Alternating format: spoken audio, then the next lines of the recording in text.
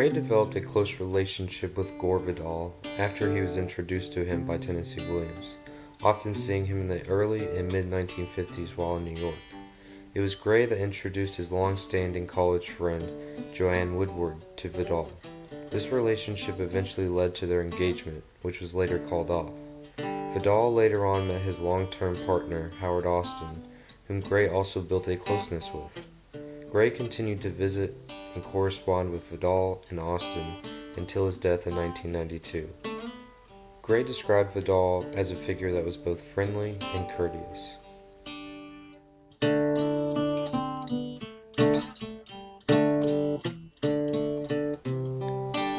Gray was fortunate enough to make an impression on T.S. Eliot after meeting him at Harvard University during his 2 undergraduate years. I first met Mr. Eliot as an undergraduate student at Harvard University when he came there as a guest lecturer. While he stayed at my dormitory, Eliot House, he asked me to call on him the next time I was in London. Some years later, Gray decided his ultimate dream was to teach, so he attended Louisiana State University and the University of Exeter for graduate school to receive his Master's of Arts and Doctor of Philosophy degrees. He wrote both his master's thesis and PhD dissertation on T.S. Eliot's The Wasteland.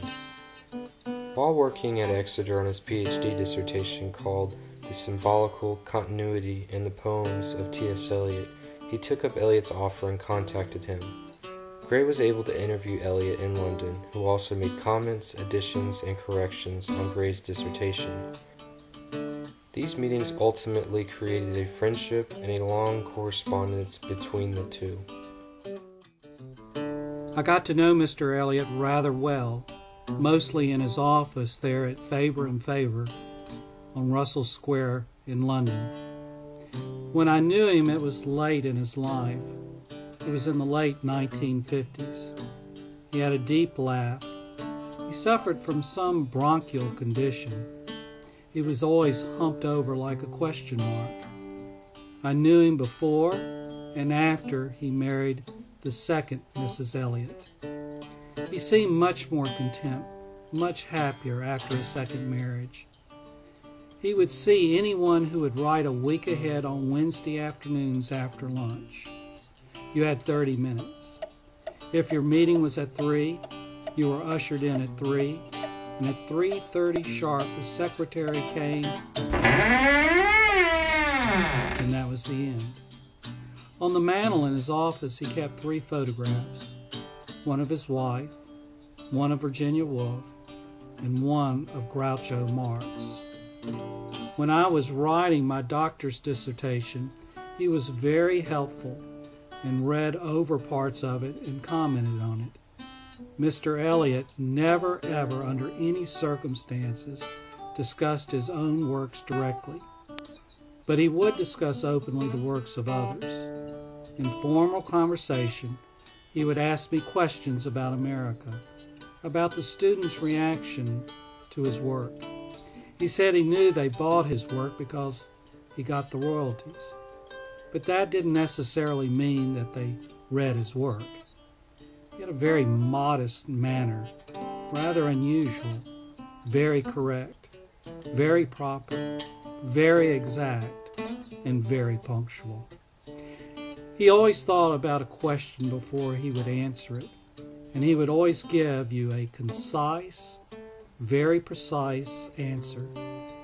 I think these 2 qualities, conciseness and precision, tend to characterize him. Mr. Eliot always impressed me as being a very kind and modest person. Through Mr. Eliot and his kindness, I met a number of other writers and interesting people in London, such as Edward Morgan Forster, William Somerset Maugham, and Agnes Wilson. In addition, before teaching at Randolph-Macon College, I taught at a boys' prep school in London, thanks to Mr. Eliot, who helped me get the job. The last time I saw him, he was in his office. I asked him whether he considered himself to be an American or English poet, to which he answered, American. Gray provided his thoughts within his dissertation on Eliot's most well-known works, the love song of J. Alfred Prufrock and The Wasteland. These works had a major influence on Gray's love for literature and career as a professor. I think J. Alfred Prufrock is a persona, a mask.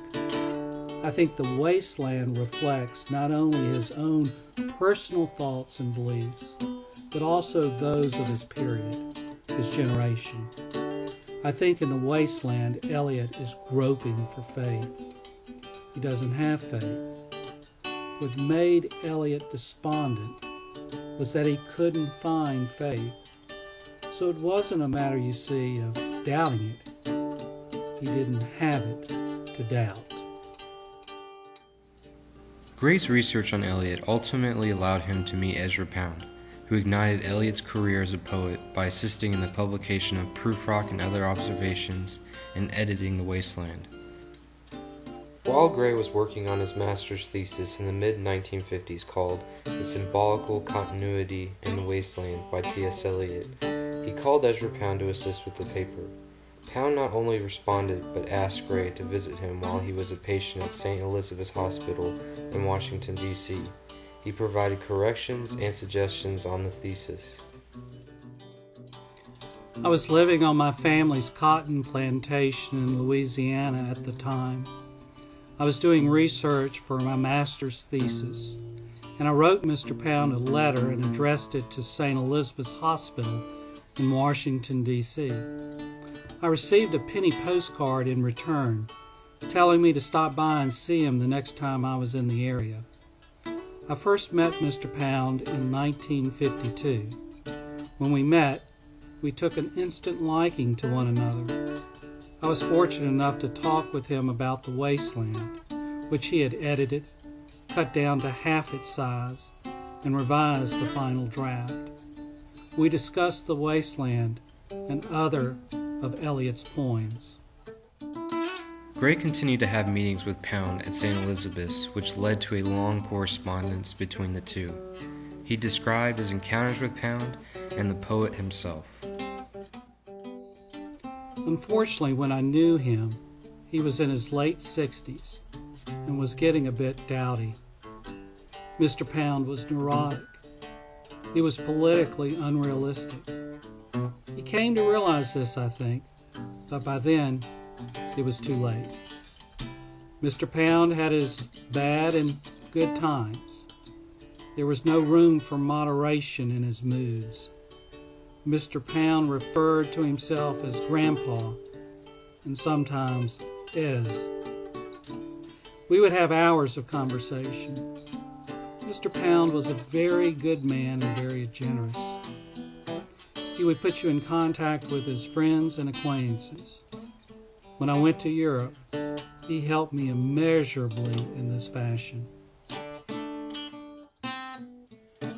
Gray also had the opportunity to meet another literature great during his undergraduate years at Harvard University. W.H. Auden had come to lecture there and was staying in one of the dormitories. The headmaster gave a cocktail party in Auden's honor. I was introduced to him. We had several mutual friends and liked each other from the start. Auden was then living in the East Village in New York City at 77 St. Mark's Place. Every year he gave himself a birthday party there. I was invited to the one the year after. It was one of the most memorable experiences. Auden was a most gracious host that wanted all his friends to get to know one another. One of the humorous aspects of this birthday party was the fact that Mr. Auden served his guests Dom Perignon champagne in jelly glasses. Gray's encounter with Auden led to a long-lasting friendship between the two. He described the relationship, the poet himself, and Auden's visits he made to Randolph-Macon to guest lecture to Gray's students. My relations with W.H. Auden are much more personal. I have known him really as a friend, not just as an artist. I've spent many hours, many days with him, and I feel that I really know him. I admire him and love him very much. Auden and I have known each other for the last 20 years and are what I'd call intimate friends.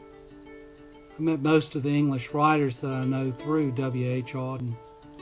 He dedicated a poem to me called The Aliens in his last book called Epistle to a Godson. I used to go see Auden in New York a lot. I'd visit him in Austria when I was teaching at the Graz.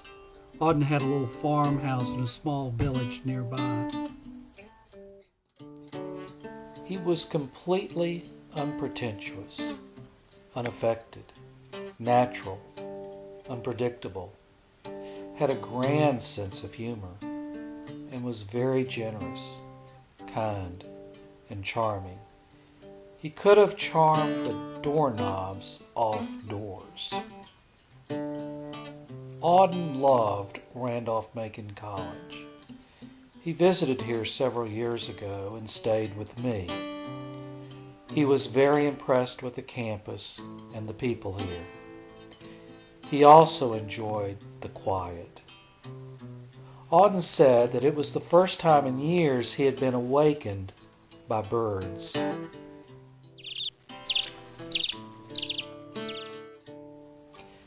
The last time I saw Auden was at Christ Church College, Oxford University. It never occurred to me it would be the last time that I'd see him. The final question I recall asking was where he would go from here. He responded, "Just wait and see." Auden is a fascinating figure, and I hope someday to write about him. I don't think I'm using too strong a word when I call him a genius.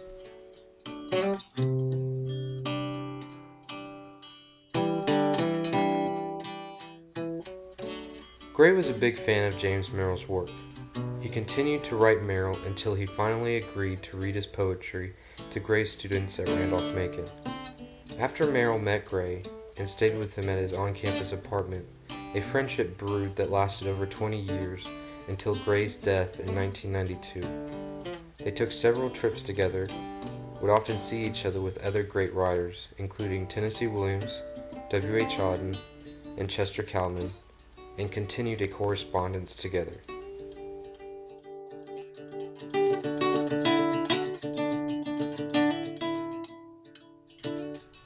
Gray's most intimate correspondent was Paul Bowles, lasting from 1955 to 1988.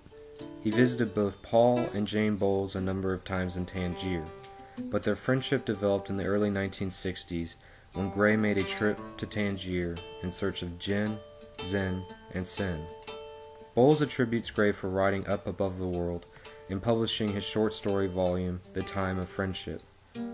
Due to Gray's consistent encouragement that pushed Bowles into writing the book and short story volume. Paul and Jane Bowles are two of my favorite people, two of my dearest friends. I've known them for many years, and when I go to Tangier, I stay in their building. Paul has an apartment, Jane has an apartment. I take the apartment that is vacant between them, and we always have a great time. Paul has a marvelous gift for making you feel at ease, for bringing out the best in you, and he is one of the very, very few people that I could completely be myself with. He's very much underestimated in America as a writer, and I think he is one of our most distinctive living novelists. Janie has not been well for the last few years, really not since I've known her. She does very little writing, if any, these days, and this is most unfortunate, because I believe she has written one of the most interesting novels since the Second World War. I think you would have to compare Jane Bowles' work with that of Aeneas Nin. They are women that I admire very much.